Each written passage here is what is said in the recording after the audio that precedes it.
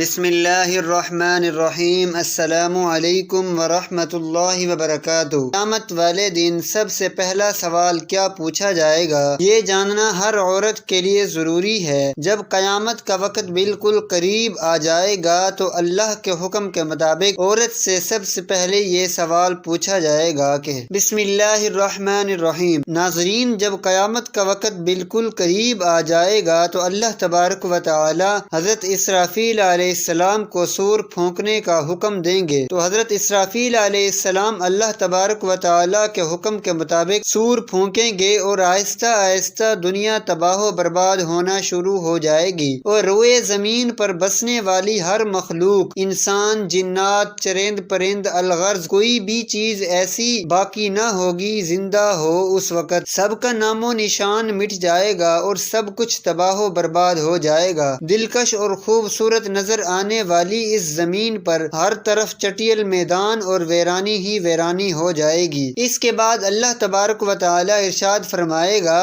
کہ کون ہے جس کی آج بادشاہی ہے، اور کہاں گئے دنیا کے جبار اور متکبر لوگ۔ دنیا کی اس تباہی کے بعد ایک لمبا عرصہ خاموش اور سناٹے میں گزر جائے گا، اور اس لمبے عرصے کا علم صرف اللہ تبارک و تعالی کو ہی ہے۔ پھر جب اللہ تبارک و تعالی چاہے گا تو نئے سرے سے زمین و آسمان اور فرشتوں کو پیدا کرے گا۔ انسانوں کو دوبارہ زندہ کرنے کے لیے اللہ تبارک و تعالی آسمان سے بارش نازل فرمائے گا، جس کے نتیجے میں ہر انسان کی ریڑھ کی ہڈی سے پورا انسانی ڈھانچہ تیار ہو جائے گا، اور اس ڈھانچے پر اللہ تبارک و تعالی کے حکم سے گوشت پوست چڑھ جائے گا۔ اس طرح جب تمام انسان دوبارہ زندہ ہو جائیں گے تو اللہ تبارک و تعالی حضرت اسرافیل علیہ السلام کو دوبارہ سور پھونکنے کا حکم دیں گے۔ اس وقت تمام انسان ننگے پاؤں، ننگے بدن اور بے ختنہ اٹھ کھڑے ہوں گے، جس طرح ماں کے پیٹ سے پیدا ہوئے تھے، اور اس دن اللہ تبارک و تعالی کا یہ فرمان پورا ہو جائے گا، جس طرح کہ اللہ تبارک و تعالی قرآن پاک میں ارشاد فرماتا ہے، اور تم لوگ فرد افراد ہمارے پاس حاضر کیے جاؤ گے جس طرح ہم نے تمہیں پہلی مرتبہ پیدا کیا تھا۔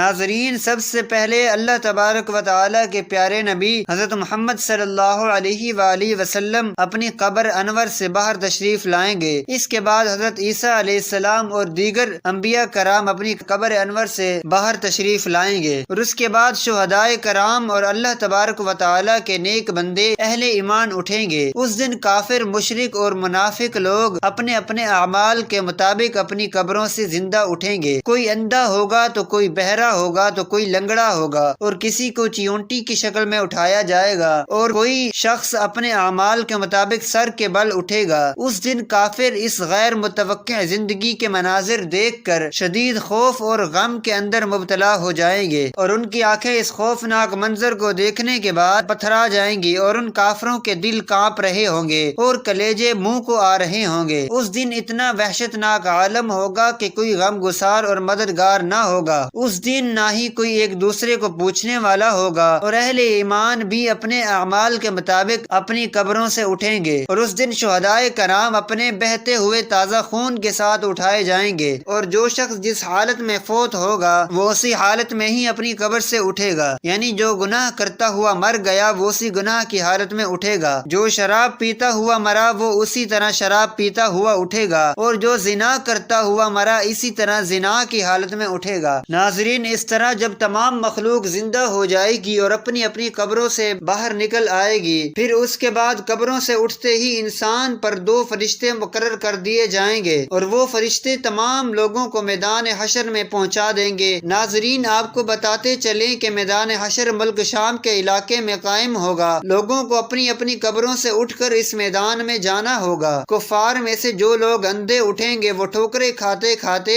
گرتے پڑتے میدان حشر میں پہنچیں گے، اور جو لوگ چیونٹیوں کے جسم میں اٹھیں گے وہ لوگوں کے پاؤں تلے روندے جا رہے ہوں گے، اور جو لوگ سر کے بل اٹھائے جائیں گے وہ لوگ انتہائی ذلت اور رسوائی کے ساتھ میدان حشر میں پہنچیں گے، اور بعض کافروں پر تو آگ مسلط کر دی جائے گی جو ان کافروں کو ہانک کر میدان حشر کی طرف لے جائے گی، اور اہل ایمان بھی اپنے عقائد اور اپنے اعمال کے مطابق میدان حشر کی طرف رواں دواں ہوں گے۔ بعض اہل ایمان پیدل پہنچیں گے اور بعض اہل ایمان اونٹوں پر سوار ہو کر میدان محشر میں پہنچیں گے۔ کسی اونٹ پر ایک شخص ہوگا تو کسی اونٹ پر دو، حتیٰ کہ کسی پر 10 آدمی بھی سوار ہوں گے۔ اس دن اللہ تبارک و تعالی کی ساری مخلوق اس خوفناک عالم میں چپ چاپ ایک ہی منزل کی طرف رواں دواں ہوگی، اور وہ منزل مقام محشر ہوگا۔ اس دن کسی کو اونچا سانس لینے کی بھی جرت تک نہ ہوگی۔ اس دن ہر آدمی کو یہ احساس ہوگا کہ آج حساب کا دن ہے، اور آج اپنی زندگی میں کیے گئے تمام اعمال، کیے گئے تمام کرتوتوں کا پھل ملنے والا ہے۔ اس طرح جب تمام مخلوق میدان حشر میں پہنچ جائے گی تو اس وقت اللہ تعالیٰ کی طرف سے یہ اعلان کیا جائے گا، اے مجرموں، آج کے دن الگ الگ ہو جاؤ۔ اس وقت تمام لوگ الگ الگ گروہوں کے اندر تقسیم ہو جائیں گے، اور کافر اور مشرک لوگ اپنی زندگی میں جس چیز کی پوجا کیا کرتے تھے اور جس کو اپنا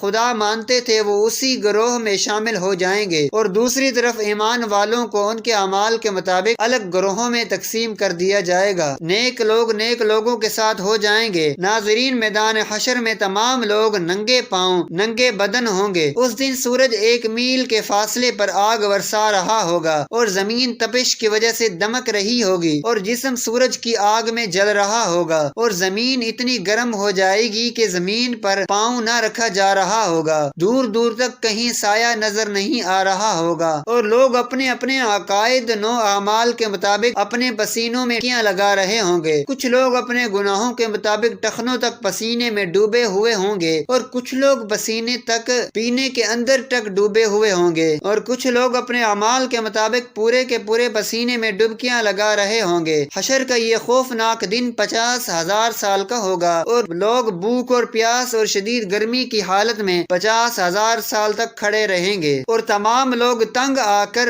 اللہ تبارک و تعالی کی بارگاہ میں عرض کریں گے، یا رب العالمین، ہمیں اس مصیبت سے نجات عطا فرما، ہمیں جہنم میں ڈال دے۔ ناظرین، یہ یاد رہے کہ آج سورج کا ہماری زمین سے فاصلہ 9 کروڑ 30 لاکھ میل ہے۔ اس کے باوجود بھی جون جولائی کے مہینے میں زمین اس قدر گرم ہو جاتی ہے کہ 1 منٹ کے لیے بھی زمین پر ننگے پاؤں کھڑا نہیں ہوا جاتا۔ تو ذرا غور فرمائیے اس دن کیا حال ہوگا جس روز زمین کا درجہ حرارت آج کے مقابلے میں 9 کروڑ گنا زیادہ ہوگا۔ اس دن حساب و کتاب سے پہلے تمام لوگ مختلف انبیاء کرام علیہ السلام کی بارگاہ میں حاضر ہوں گے اور ان سے اپنے لیے سفارش کرنے کا کہیں گے، لیکن سب انبیاء کرام علیہ السلام ایک ہی جواب دیں گے کہ آج میرا رب اتنا غضبناک ہے کہ اس سے پہلے وہ اتنا غضبناک کبھی نہیں ہوا، اور نہ ہی وہ اس کے بعد کبھی اتنا غضبناک ہوگا۔ اس وقت تمام لوگ مایوس ہو کر حضرت محمد صلی اللہ علیہ وسلم کی بارگاہ میں حاضر ہوں گے، اور آپ صلی اللہ علیہ وآلہ وسلم کی بارگاہ میں عرض کریں گے، یا رسول اللہ صلی اللہ علیہ وآلہ وسلم، آپ اللہ کے پیارے رسول ہیں اور خاتم الانبیاء ہیں، آپ دیکھ رہے ہیں کہ ہماری کیا حالت ہو چکی ہے، آپ اپنے رب کے حضور ہماری سفارش کر دیجئے کہ وہ ہمارے حساب و کتاب کا آغاز فرمائے اور ہمارے گناہوں کو بخش دے۔ تو اس وقت آپ صلی اللہ علیہ وآلہ وسلم یہ ارشاد فرمائیں گے کہ آج کے دن سفارش کے لائق صرف میں ہی ہوں۔ چنانچہ اس وقت حضرت محمد صلی اللہ علیہ وسلم کو میدان حشر سے شفاعت کی بلند ترین مقام محمود تک پہنچا دیا جائے گا، جو جنت میں عرش الہی کے نیچے ہوگا، اور وہاں پہنچ کر حضور صلی اللہ علیہ وآلہ وسلم اپنے پیارے رب کے حضور سجدے میں گر جائیں گے اور اللہ تبارک و تعالیٰ کی حمد و ثنا کریں گے۔ اس وقت اللہ تبارک و تعالیٰ کی ذات جب اپنے محبوب کے اس محبت بھرے سجدے کو دیکھے گی تو اس وقت اللہ تبارک و تعالیٰ کا دریائے رحمت جوش میں آ جائے گا، تو اللہ تبارک و تعالیٰ اپنے حبیب صلی اللہ علیہ وسلم سے ارشاد فرمائے گا، اے میرے پیارے محبوب، اپنے سر کو سجدے سے اٹھاؤ اور سوال کرو، جو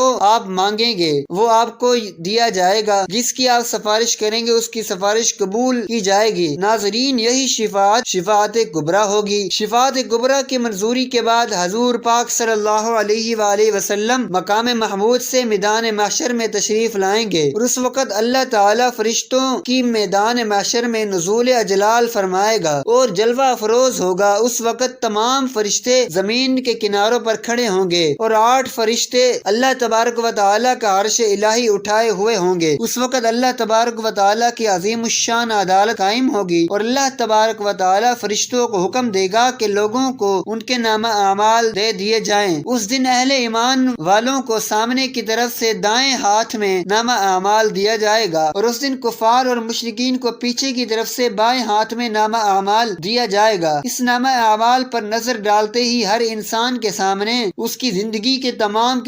کرتوت سامنے آ جائیں گے اور اپنی زندگی میں کیے گئے تمام کرتوتوں کی تمام یادیں تازہ ہو جائیں گی، اور اس دن اہل ایمان کے روشن چہرے کچھ اور بھی روشن اور تر و تازہ ہو جائیں گے، اور اس دن تمام اہل ایمان خوشی خوشی دوسروں کو اپنا نامہ اعمال دکھائیں گے، جیسا کہ اللہ تبارک و تعالی اس منظر کی طرف اشارہ کرتے ہوئے قرآن پاک میں ارشاد فرماتا ہے، اور لوگ کہیں گے کہ آؤ اور میرا نامہ اعمال پڑھو، اور اس دن مشرکین اور کفار کے چہروں کی سیاہی میں کچھ اور بھی اضافہ ہو جائے گا، ذلت ان کے چہروں پر چھا جائے گی، حسرت اور ندامت سے وہ اپنے ہاتھوں کو چبائیں گے، اور تمام کفار اور مشرکین کہیں گے اے کاش ہمیں اپنا نامہ اعمال نہ دیا جاتا، اور کاش میں یہ نہ جانتا کہ میرا نامہ اعمال اور حساب و کتاب کیا ہے۔ کفار اور مشرکین بار بار اپنے نامہ اعمال کو دیکھیں گے اور تعجب سے کہیں گے کہ یہ کیسا عجیب و غریب نامہ اعمال ہے کہ اس میں ہر چھوٹا بڑا عمل لکھا ہوا ہے، ہائے ہماری کم بختی، یہ نامہ اعمال کیسا ہے، کچھ چھوٹے سے چھوٹا یا بڑے سے بڑا عمل ایسا نہیں جو اس میں نہ لکھا ہوا ہو۔ ناظرین، نامہ اعمال کی اس تقسیم کاری کے بعد سوال و جواب کا سلسلہ شروع ہو جائے گا۔ حضرت انس رضی اللہ تعالی عنہ سے روایت ہے کہ آپ صلی اللہ علیہ وآلہ وسلم قیامت کے دن عورتوں سے سب سے پہلے نماز کے متعلق سوال کیا جائے گا کہ پابندی کے ساتھ وقت پر ادا کیا تھا یا نہیں، پھر شوہر کے متعلق سوال ہوگا کہ اس کے ساتھ کیسا برتاؤ کیا تھا۔ اس حدیث کے فائدے میں لکھتے ہیں، حشر کا میدان جو قلب و جگر کو پگھلا دینے والا ہوگا، اس میں عام مسلمانوں سے خواہ مرد ہو